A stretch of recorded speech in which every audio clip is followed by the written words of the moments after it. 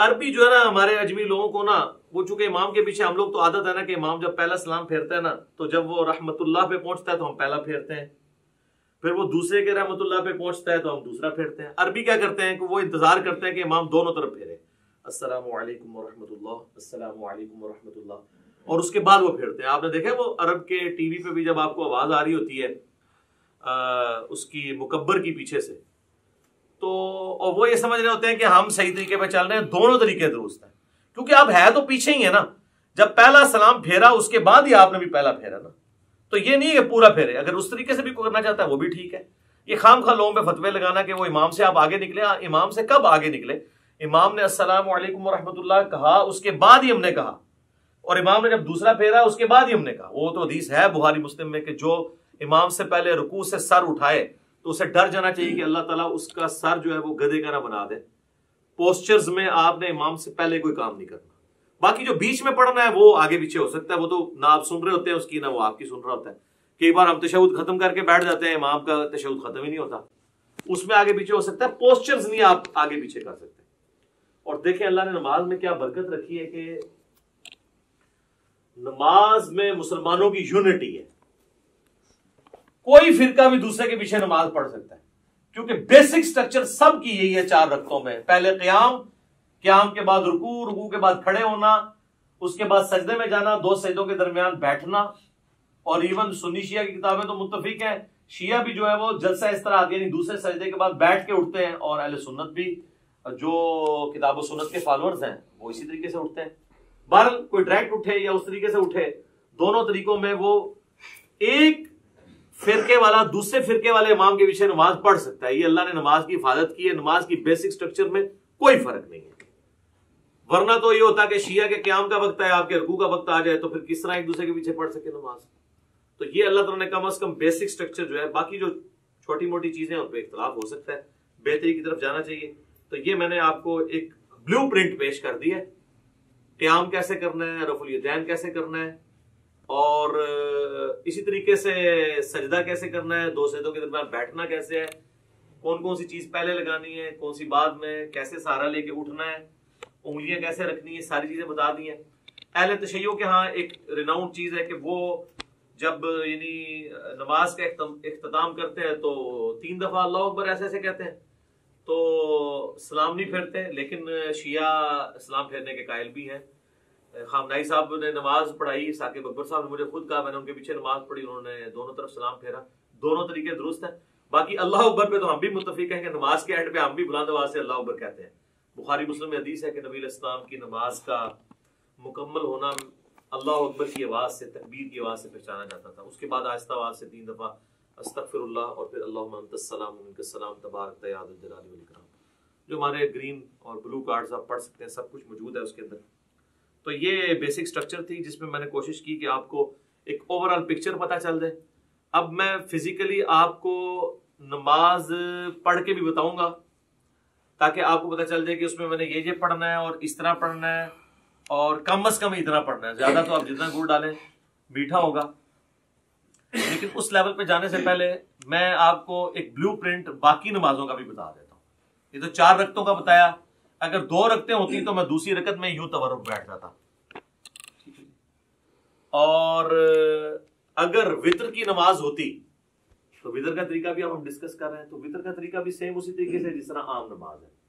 3 वितर नबी इस्लाम की उम्मी सुन्नत है। सही बुखारी में कासिम बिन मोहम्मद बिन अबी बकर, जो सैयदना अबू बकर रज़ियल्लाहु ताला अन्हु के पोते हैं, वो कहते हैं मैंने सहाबा इकराम को 3 रकत वितर पे पाया, अलबत्ता एक में हरज नहीं है। और बुखारी मुस्लिम में वो तो मशहूर हदीस है, रमजान हो या गैर रमजान, अम्मा आयशा कहती है नबी इस्लाम 11 रकत पढ़ते थे, 8 तरावी और 3 वितर, या 8 नफल या तहज्जुद, कुछ भी कह लें। तो 3 वितर का तरीका ये है कि आपने वितर को मगरिब से मुख्तलिफ करना है, क्योंकि अल-मुस्तदरक लिल हाकिम में सही इब्न हिब्बान में मौजूद है, नबी इस्लाम ने फरमाया इसे मगरिब से मुख्तलिफ करो। और मगरिब से मुख्तलिफ करने का तरीका क्या है कि 2 तरीके हैं। एक वो है जो सही बुखारी और मुस्लिम में आया है अब्दुल्ला बिन उमर से, कि वो 2 रकते पढ़ने के बाद सलाम फेर दिया करते थे, और फिर सलाम फेरने के बाद अगर किसी अपने गुलाम को कोई हुक्म देना होता तो हुक्म देते, ताकि ये पता चल जाए कि इसके दौरान बोल सकते हैं, और फिर 1 रकत अलग से पढ़ा करते थे। ये मगरिब से मुख्तलिफ करने का एक तरीका है। दूसरा जो है वो हमें सैयदना उमर फारूक रज़ियल्लाहु ताला अन्हु से सही इब्न खुज़ैमा में, इब्न हिब्बान में, अल-मुस्तदरिक हाकिम और कई किताबों में मिलता है कि वो क्या करते थे कि दूसरा जो तशहुद है ना, जो 2 रकतों के बाद जो तशहुद है वो नहीं बैठते थे। मगरिब में तो हम बैठते हैं ना, तो दूसरी रकत में भी वो जलसा इस्तराहत करते थे और तीसरी रकत के लिए खड़े हो जाते थे।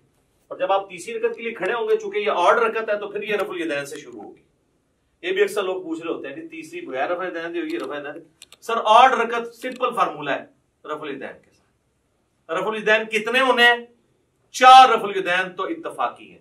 नमाज शुरू करते वक्त, हर रकत में रुकू में जाते वक्त और उठते वक्त 3 हो गए, और 2 रकतों से उठ के यानी तीसरी रकत के अंदर ये 4 है, और 5वां 2 सजदों के दरमियान है। इसके अलावा भी अगर जिसको जितना शौक है करता रहे, हर उठक बैठक पे करे, उसकी मर्जी। ये एटलीस्ट डेटम लेवल है। अच्छा जी, अब वित्र में चूंकि वो मुख्तलिफ उस तरह करना है, वो तो मैंने आपको बता दिया। जब आप तीसरी रकत में होंगे, चाहे वो अलग से पढ़ रहे हो आप, चाहे वो आप फसल करके यानी सलाम दरमियान वाले दोनों फेर के उसके बाद पढ़ रहे हो, तो जब आप तीसरी रकत में सूरतुल फातिहा में सूरत मिला लेंगे, उसके बाद आप उसके साथ ही दुआए कुनूत पढ़ सकते हैं। अल्लाहुम्मा अहदिनी फीमन हदैत। आज क्लिप चढ़ गया होगी कि असल दुआ केड़ी है, ठीक है। तो और उसमें आप इरसालुल यदैन अगर किए हुए हैं तो इस हालत में पढ़ेंगे, लेकिन पढ़ेंगे आप रुकू से पहले। सही बुखारी में 1002 नंबर हदीस है। अनस इब्न मालिक कहते हैं वो शख्स गलत बयानी कर रहा है, झूठ बोल रहा है, जो ये कह रहा है कि नबी सल्लल्लाहु अलैहि वसल्लम कुनूत वित्र की कुनूत की दुआ जो है वो रुकू के बाद किया करते थे। आपने सिर्फ 1 महीना रुकू के बाद की, वो काफरों पे बददुआ की थी, कुनूत नाजिला। आप हमेशा रुकू से पहले करते थे। रुकू से पहले कैसे है? सूरत मिलाई, उसके बाद ये आपने पढ़ दिया अल्लाहुम्मा अहदिनी फीमन हदैत, ये दुआ पूरी की, फिर आप रफुल यदैन करके रुकू में चले गए। और दूसरा तरीका जो कम से कम 3 ताबीन से साबित है और सैयदना उमर से भी साबित है,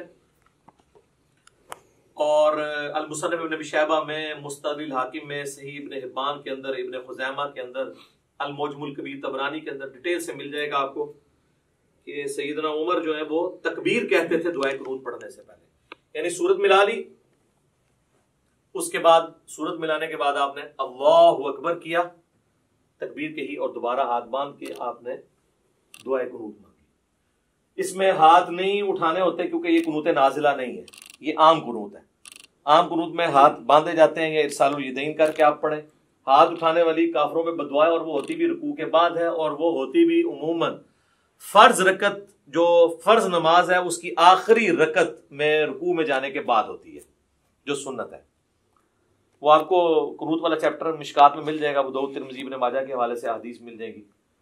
और जो कुनूत वित्र के अंदर कोई कुनूत नाज़िला करना चाहता है तो नबी अलैहिस्सलाम से साबित नहीं, लेकिन सहाबा इकराम से, उबई इब्न काब से, सही इब्न खुज़ैमा के अंदर मौजूद है, जिसमें दुआए कुनूत भी उन्होंने पढ़ी और साथ दुरूद शरीफ भी पढ़ा एंड के ऊपर, और भी दुआएं मांगी। वो आप कर सकते हैं, सहाबा का ये तरीका। और मैं इस पर अक्सर कहता हूँ कि जो लोग कहते हैं कि सहाबा इकराम नाउज़ुबिल्लाह हुज्जत नहीं है, हमने मरफू हदीस ही देखनी है, तो उनके लिए लम्हा फिक्री है कि वो जितनी यहाँ पे कुनूत नाज़िला पढ़ा रहे हैं अपने वित्रों के अंदर रमजान में, वो तो सहाबा का तरीका है।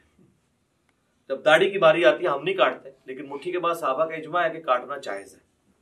वहां कहते हैं जी हम नबी इस्लाम को देख रहे हैं, तो नबी इस्लाम को भी नहीं आप देख रहे, नबी इस्लाम की तो मुट्ठी से बड़ी नहीं है। ये भी मैंने साबित किया अल्हम्दुलिल्लाह।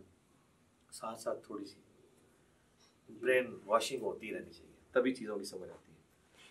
तो अल्लाह अकबर कह के इरशालुल यदैन किया या हाथ बांधे और आपने दुआए कुनूत पढ़ी, उसके बाद अल्लाह अकबर कह के दुआए कुनूत के बाद रूशी भी पढ़ना है, और फिर आपने वो पूरा किया। अब चूंकि चाहे आपने फसल किया हुआ दरमियान में 2 पढ़ के सलाम फेरे हुए हैं, या आपने 2 के बाद आप खड़े हुए हैं, दोनों सूरतों में तीसरी रकत तो आपकी वितर की आखिरी होगी, उसमें फिर आप तवर्रुकी बैठेंगे। बल्कि सुन कुबरा अल बैहकी में या मुसन्नफ इब्न अबी शैबा में मिलता है ना कि जिस रात सैयदना अबू बकर को दफन किया गया तो रमजान की रात नहीं थी, तो हज़रत उमर ने कहा मैंने तो वितर ही नहीं पढ़े हुए हैं, तो फिर उन्होंने कहा मैं जमात कराता हूँ तो मेरे पीछे वितर पढ़ो। इससे ये भी बात पता चली कि रमजान के अलावा वितर की जमात करवाई जा सकती है।